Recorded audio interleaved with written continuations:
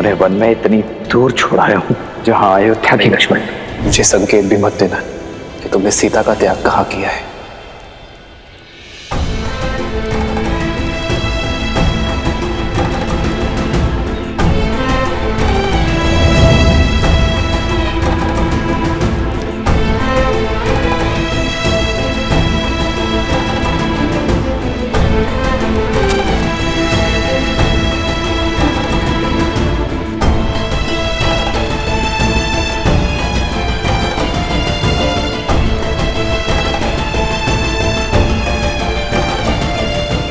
आशीर्वाद दीजिए भाभी माँ कि आपका पुत्र भैया के सौंपे कार्य को पूर्ण कर सके।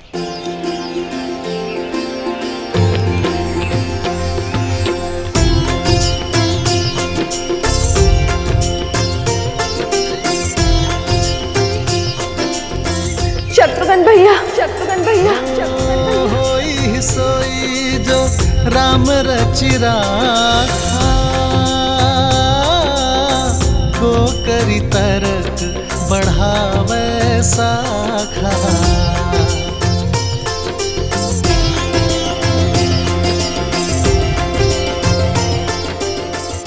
कैसे है मेरे श्री राम, है मेरे श्री राम, राम सिया राम, सिया राम जय जय राम, राम सिया राम, सिया राम जय जय राम, राम सिया राम, सिया राम जय जय। धन्य है आप दोनों। आत्मा के बिना प्राण कैसे होते हैं। आप यहाँ आश्रम में वनवासी का जीवन जी रही हैं, अभावों में रह रही हैं, और वहां राम भैया अपने महल में सन्यासियों का जीवन जी रहे हैं। दिन भर प्रजा और परिवार के कार्यभार संभालते हैं और फिर अपने कक्ष में आकर वल्कल लपेट लेते हैं। राजसी भोजन त्याग कर फल आदि का सेवन करते हैं। अयोध्या के प्रतापी महाराज से आपके पति बन जाते। कोई कुछ कहता नहीं है भाभी माँ, किंतु सब जानते हैं कि भैया का केवल तन वहां है, उनकी आत्मा यहां आपके साथ है। आपकी पीड़ा उनके त्याग में झलकती है। राम सिया राम, सिया राम, सिया राम। प्रेम और समर्पण की पराकाष्ठा है मेरे श्री राम। प्रेम के बिना समर्पण असंभव है भाभी माँ। ये त्याग तभी हो पाया क्योंकि आप दोनों का प्रेम असीमित है।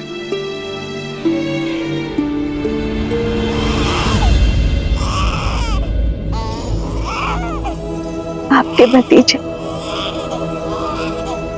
ला और खुश।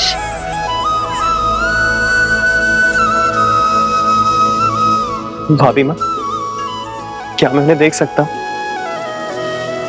युगल पुत्र पूरा सिया परिवारा,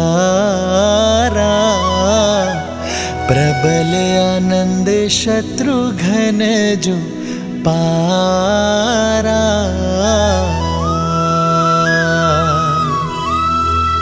सूर्य प्रताप शिव दुई शिशु जाही, सकल जीव के ही देखे माही।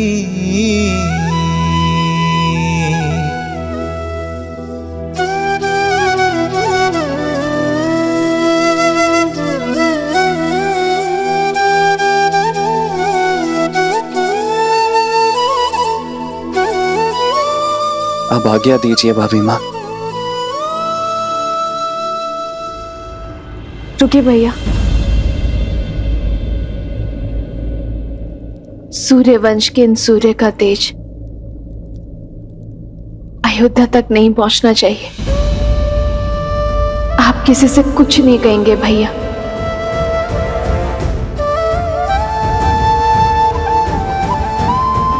श्री राम से भी नहीं।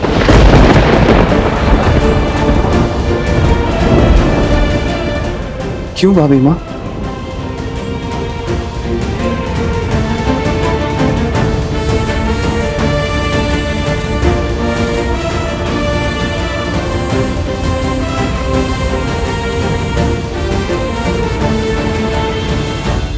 संतान के लिए पिता का मोह वो घातक शस्त्र है शत्रुघ्न।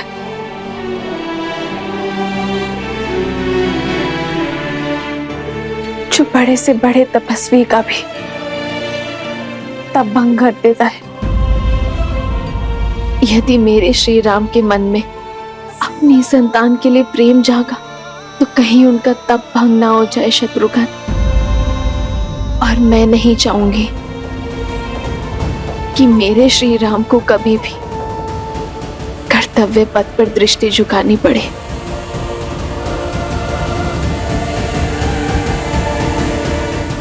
आपके आदेश का पालन किया जाएगा भाभी माँ। अब मुझे आज्ञा दीजिए। तेरी जय जयकार सिया राम की जय जयकार।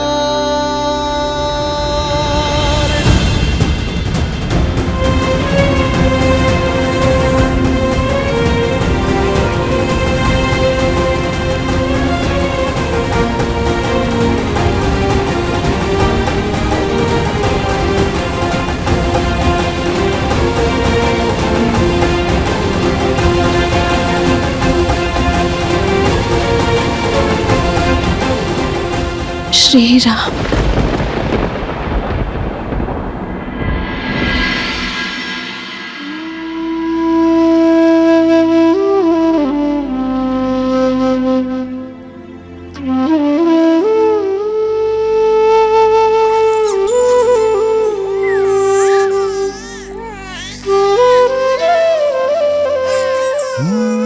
मंगल भवन अमंगल हारी द्रव सुदस। राम भैया अपने महल में सन्यासियों का जीवन जी रहे हैं।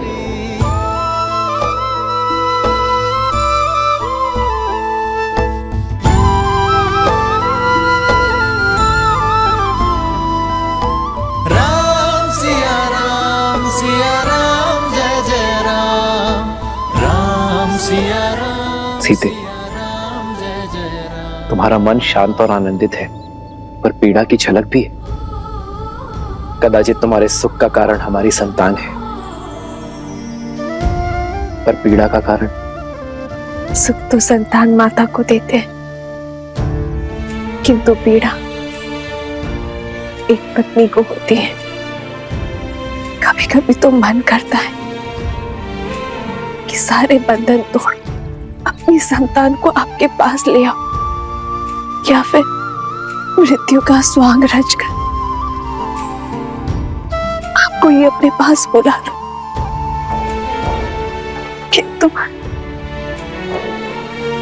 किंतु तुम जनक की पुत्री हो, राम की अर्धांगिनी हो,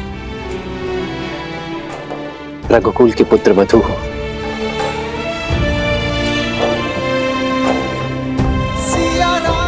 सीते, एक पुरुष केवल एक परिवार का धरोहर संभालता है।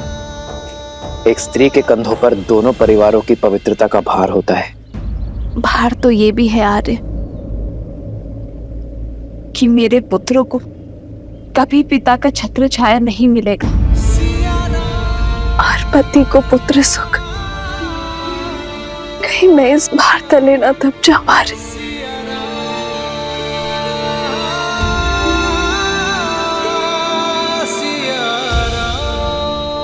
भार स्वार्थी होता है सीते, उद्देश्य निस्वार्थ। ये लड़ाई केवल हमारी संतानों के लिए नहीं है, समाज के लिए है, पाप के निवारण के लिए। पाप पुण्य के एक गाथा ने हमारे जीवन को क्या से क्या बना दिया है। क्या कभी पूर्ण रूप से राक्षसों का अंत हो सकता है? राक्षस होना परंपरा नहीं है सीते, प्रवृत्ति है। दुर्गुणों और लालसा से भरा हर मन राक्षस होता है। यदि ऐसा ना होता तो ना ही मधु ऋषि के घर लवणासुर जन्म लेता, और ना ही रावण का भाई विभीषण होता। जैसे जैसे समाज में वित्तीय आस्था और संतोष की वृद्धि होगी, वैसे वैसे ये राक्षसी प्रवृत्ति पाताल में गिरती चली जाएगी। समस्त कौशल राष्ट्र शुद्ध हो जाएगा, तब ये नियति हमें पुनः अवश्य मिलवाएगी।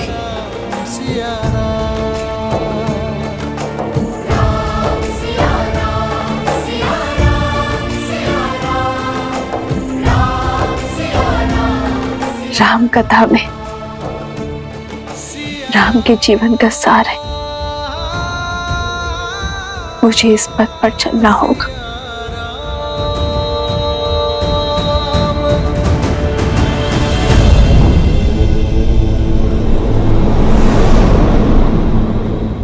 माता सीता अगर अयोध्या में होती तो लव और कुश का लालन पालन उनके लिए कितना सरल होता ना। अब यहाँ आश्रम में अयोध्या की महारानी को शरण लेनी पड़ी है। पुत्र गणेश, इस संसार में हर स्थिति का महत्व होता है। देवी सीता की इस स्थिति का महत्व है अपने पुत्रों को सुसंस्कार देना और लोक अपवाद से उनकी सुरक्षा करना। गणेश, जैसे तुम्हारी माता आदि शक्ति संसार की कारण शक्ति है, देवी सरस्वती संसार की ज्ञान शक्ति है, वैसे ही देवी लक्ष्मी संसार की पालन शक्ति है। अब तुम ही सोचो, जो समस्त संसार का लालन पालन करती हैं, जब वो इन विषम परिस्थितियों में मानव अवतार में सीता के रूप में अकेले अपने दोनों पुत्रों का लालन पालन करेंगे, तो उनके दोनों पुत्र कैसे प्रखर होकर निखरेंगे।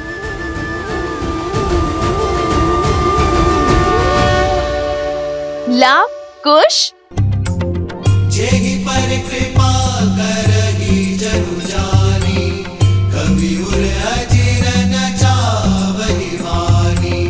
देव शिशु जन विधाति सूरा, कल्पलोक अति दिव्य विधूरा। एक मुख सूरज एक मुख चंदा, लव कुश, सुख आनंदा। एक एक आत यमज युगला, जानकी सुत रूप नभ कुश होला। जानकी सुत रूप नभ कुश होला।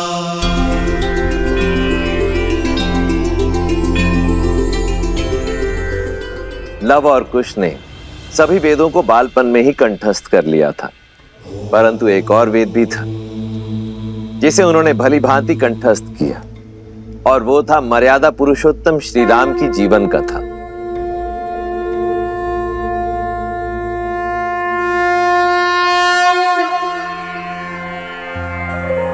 बैठो। ओम भूर्भुवः स्वः, अग्निर्षि पवमानः, पांचजन्यः पुरोहितः, नमिमहे महाज्ञं स्वाहा। इदं अग्नये पवमानाय, इदं नमः। शास्त्र विद्या के साथ साथ शस्त्र विद्या में भी निपुण होते चले गए। जो नदी के तट को मिलाते सेतु, जन्मे मात पिता मिलन के हेतु। रामचंद्र सिय विरह घटाने, प्रकटे लव कुश रूप सुहाने। जो नदी के तट को मिलाते सेतु, जन्मे मात पिता मिलन के हेतु। रामचंद्र सिय विरह घटाने, प्रकटे लव कुश रूप सुहाने। जहां एक और लव कुश अपनी माता सीता के सानिध्य में महाप्रतापी राजा राम के गुणों को ग्रहण कर रहे थे, वहीं दूसरी ओर मर्यादा पुरुषोत्तम श्री राम सीता की स्मृतियों के सहारे, परंतु अपने पुत्रों के अस्तित्व से अनभिज्ञ अयोध्या के राजा होने का दायित्व निभा रहे हैं। अपने त्याग और सामर्थ्य से राम राज्य स्थापित कर रहे हैं।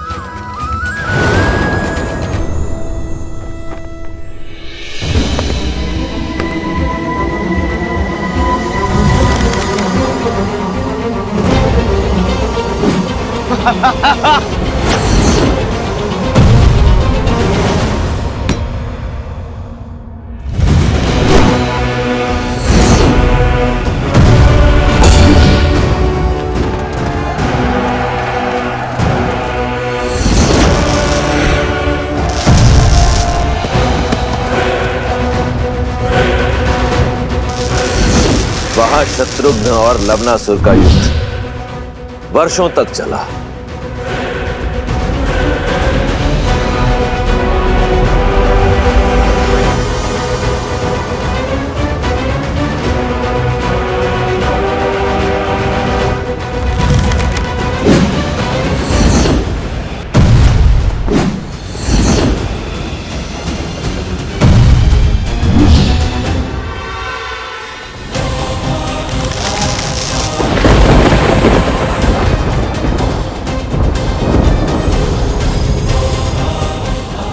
ये अस्त्र मुझे ऋषि अगस्त्य ने दिया था और आज ये अस्त्र मैं तुम्हें सौंप रहा हूं शत्रुघ्न। कदाचित नियति ने इस अस्त्र पर लवणासुर का ही नाम लिखा है और आज ये अस्त्र अपना कर्तव्य निभाने के लिए सज्ज है।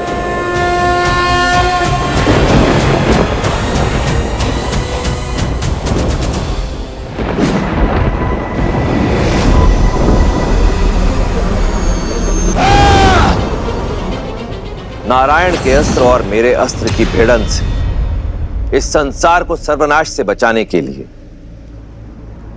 मैंने अपना अस्त्र लौटा लिया।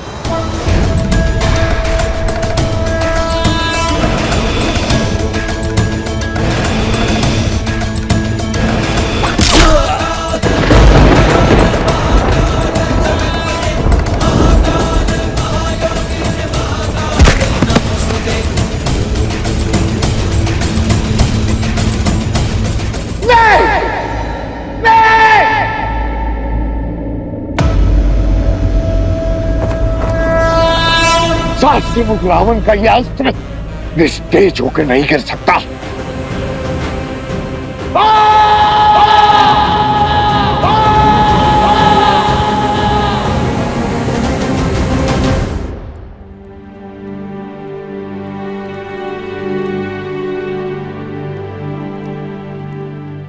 प्रेम समर्पण करुणा ज्ञान से है भरा दो प्यारा नाम। जय सिया राम जय जय सिया राम, जय सिया राम जय जय सिया राम। सिया राम सिया राम सिया राम सिया राम।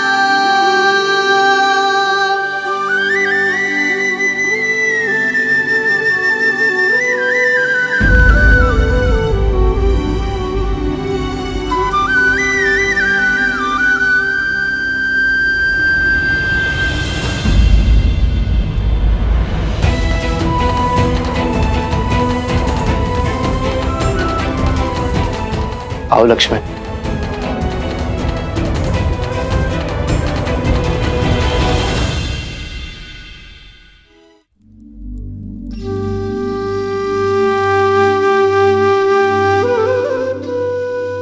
जिन श्री राम के बाईं ओर भाभी माना खड़ी हो वो अयोध्या के राजा राम अवश्य हो सकते, परंतु लक्ष्मण के भाई कदापि नहीं।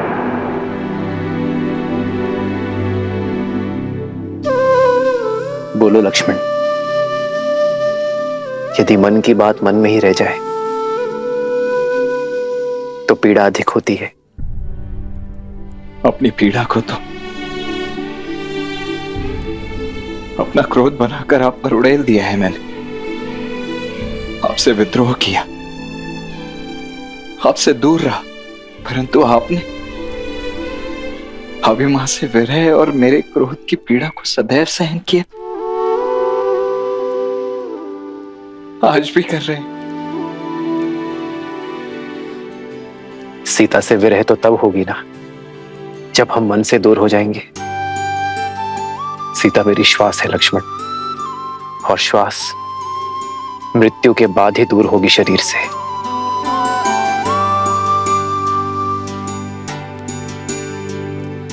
और रही बात तुम्हारी, तुम्हारे क्रोध में भी मेरे लिए प्रेम था, अपनी भाभी मां के लिए प्रेम था,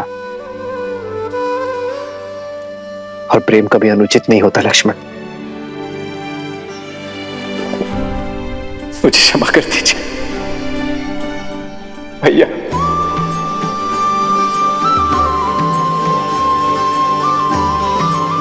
क्षमा कर दीजिए भैया।